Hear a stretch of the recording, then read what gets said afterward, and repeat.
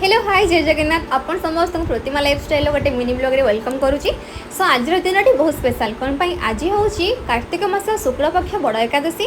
आज हूँ माँ वृंदावती शालग्राम बह आज हूँ पंचुक स्टार्ट। बाप रे गोटे दिन में एत सारा सब कम अच्छी से तो मुझे राति उठिकी पूरा दांड द्वार सब क्लीन कर सारापर फुल तोड़ातोड़ी लगी पड़ी सबकि कम सारिकी मु 4:47 सुधा मोर पूजा संपूर्ण करदेली। I am very fast. तो प्रथम मुझे वृंदावती को पूजा कली तापर पंचुक पूजा कली। पूजा पाठ सारापर मुझे चिता पकईली।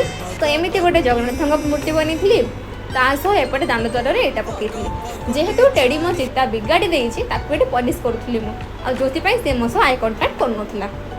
आपण मानक मो चिता केमती लगी निहाती कमेंट डाउन करेंगे। हाँ आपण मैंने कौन एकादशी व्रत करती मु एकादशी व्रत करे आज था उपवास जेहेतु आज बड़ एकादशी अच्छी आम महादेव मंदिर में गोटे बड़ होमयज्ञ आयोजन होती जो प्रसाद सब रेडी हो तो आसी पहुँची गली मंदिर में एपटे सब रेडी भी हो गला।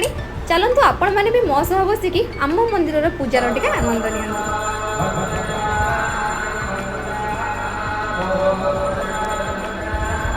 आज जो नना आउ जी ए मंत्र पाठ करते ना मत सी बहुत ही पसंद माने तांकर जो वेद पाठ मंत्र पाठ यज्ञ भजन कीर्तन सब एत सुंदर से करती मुझे तांकर बहुत बड़ गोटे फैन।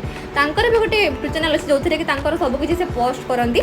सो ये अब 3टा बेले प्रसाद बंटन होती प्रसाद आज अच्छी दड़ा खिचुड़ी डाली तरकारी तासह फुलकोबी तरकारी आउ घांट एवं लास्ट गोटे मिठा ए प्रसाद बंटन होची आई घरे जेहेतु एत बड़ कम मोर टे छोट हाथ थी मुझे को बहुत ही भाग्यशाली मन करुच्ची। बस भगवान आशीर्वाद करंतु मुझे टे भल भल रुहे जहाँ भी सब चली मो लाइफ में एपट सेपट जिन सब ठीक ठाक हो जाऊ। आज जो पूजा है बहुत ही बड़ पूजा होती पूरा 16 लिटर क्षीर अभिषेक होता दूध दही छेना सबकि अभिषेक होता 1008 बेलपत्र आ 1008 फूल लगी सबकि पूरा थकी गली गोटे चा पी माइंड फ्रेश कर सारापर एगेन आसी पहुँची गली मंदिर में।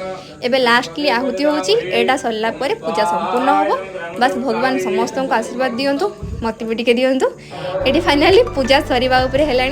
जदि आपण मैंने एकादशी व्रत करती निहाती मत जनइबे केमती कौन करती। ये थी गाँ मंदिर एठी अच्छी आम बाबा आ माँ आशीर्वाद समस्त को मिलू। वीडियो भल तो चैनल को सब्सक्राइब करके टाटा पे रही जय जगन्नाथ।